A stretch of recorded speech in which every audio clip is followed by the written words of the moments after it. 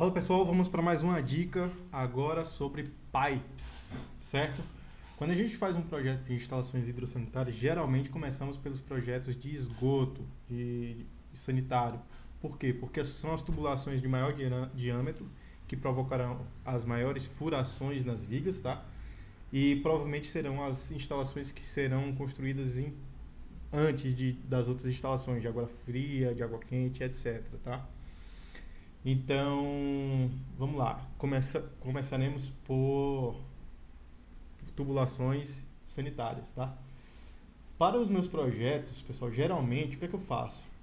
Geralmente antes de tudo, né, eu imprimo a arquitetura, uma folha A4 mesmo, e vou estudando quais são os melhores posicionamentos para as caixas de inspeção e os melhores traçados para o meu esgoto, tá? Leva-se em consideração bastante os desníveis dentro da edificação. Como por exemplo, eu tenho essa caixa de inspeção aqui, que ela está com a cota de topo de 0,70, tá? Porque isso aqui é um jardim. Já essa caixa de inspeção aqui, ela está com a cota de 0,62, então eu tenho 8 centímetros de ganho aí de inclinação durante o meu traçado. O que eu quero dizer com isso? Quer dizer que, por exemplo, se essa caixa tiver uma profundidade de 35, ela tem uma profundidade de 35 centímetros, essa daqui, ela poderia ter 35 mais, mas eu ganhei mais 8 centímetros aí por causa desse desnível. Então, é favorável ao meu traçado, até porque ela está mais longe, mais perto do despejo, né? Faço isso no lápis mesmo, para ter uma ideia, depois eu passo para o Revit, e aí é questão de experiência mesmo. Eu aconselho fazer tudo no papel que é mais rápido, tá?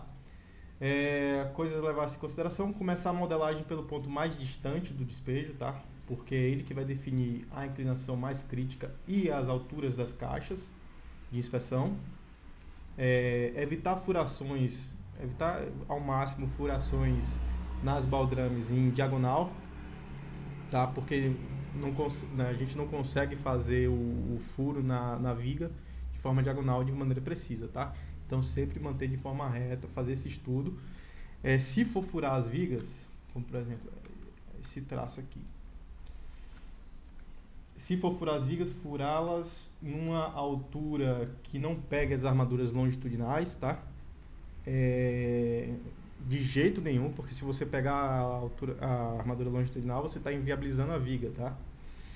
Optar por colocar o tubo na seção de tração da viga. Então, por quê? Porque é a parte que o concreto vai fazer menos serviço e o trabalho está todo mais no aço, né? Então esse furo não será tão prejudicial ao desempenho da viga. E é isso, evitar essas furações nas armaduras longitudinais, tá? Como é que eu posso ver isso? Às vezes, esse projeto aqui, ele tá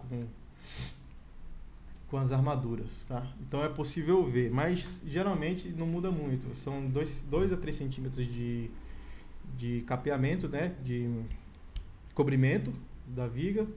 E aí tem a bitola da armadura, e aí você passa por cima no nível acima com seu tubo, tá?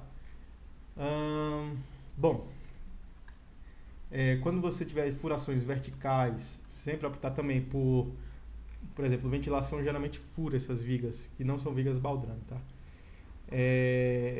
Passar 5 centímetros da face da viga, tá? Porque você está entrando do cobrimento, passando pela bitola da armadura, e aí você tem um vão já para a furação da sua viga com seu tubo, tá? Pessoal, isso aqui não é indicado, né, nem executável, né? Maneira correta de se executar, tá? Isso aqui, geralmente nos banheiros, nas paredes dos banheiros, deveria se haver um desnível, um rebaixo das vigas, mas não foi previsto. Nesses casos eu prevejo uma carenagem, tá? Vai ser colocada uma carenagem e a tubulação de esgoto será executada fora dessa viga, tá? Então é ideal que ela não fure a viga. No caso da ventilação não foi possível fazer isso, até porque também, como não foi previsto esse rebaixo, essa viga, esse tubo provavelmente ele vai ser concretado junto da viga, não é o indicado.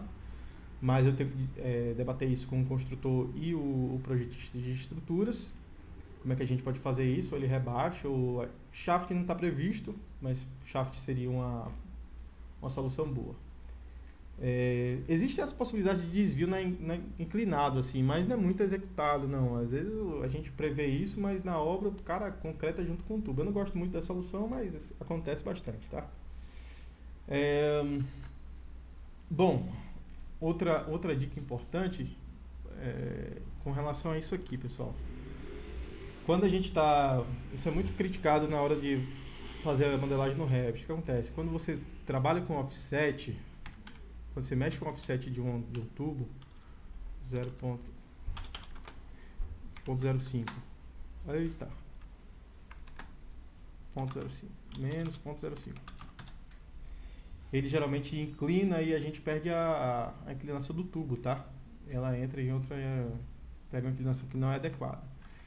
Uma solução para isso, se você tiver que adequar as suas alturas, é o seguinte: quando você faz uma mudança de offset from host maior do que 10, ou 10, por exemplo, se eu colocar menos 0.12 aqui, ele rebaixa o sistema por completo, tá? Então todo o sistema ele rebaixou 10 centímetros. Se você fizer um rebaixo menor do que 10, se eu colocar aqui menos 0.11, ele só rebaixa aquele elemento aqui. Ele rebaixou tudo. Pra morder minha língua, né? Mas geralmente é 10. Se eu botar menos 0.09. Também, acho que é 5 então. Geralmente é 10, né? Mas vamos colocar 7 aqui, pra ver. Acima de 10 é seguro. Talvez seja por causa desse ralo aqui. Mas se você fizer um offset de mais que 10, é garantido que vai mover o sistema todo. Já isso não acontece com prolongador, tá? Se você mexe seu prolongador qualquer medida, ele mexe o sistema todo. Bom, e é isso. Trabalhar sempre com os fitting units, piping units, plumbing, fixture units. E, bom, para fazer seu dimensionamento e modelar sempre com relação ao nível correto, tá, pessoal? Então, por quê? Porque isso vai facilitar na hora de elaborar um orçamento, se você for dividir por níveis, e rodar algumas rotinas como essas para as fitas de suporte, de sustentação, tá? O que eu quero dizer com isso? Se você for modelar o pipe, o meu TR é o 0,70, tá? Então faço a modelagem com relação ao reference level L2 mais 70. Se eu partir para outro nível, modelo com relação ao outro nível. E é isso.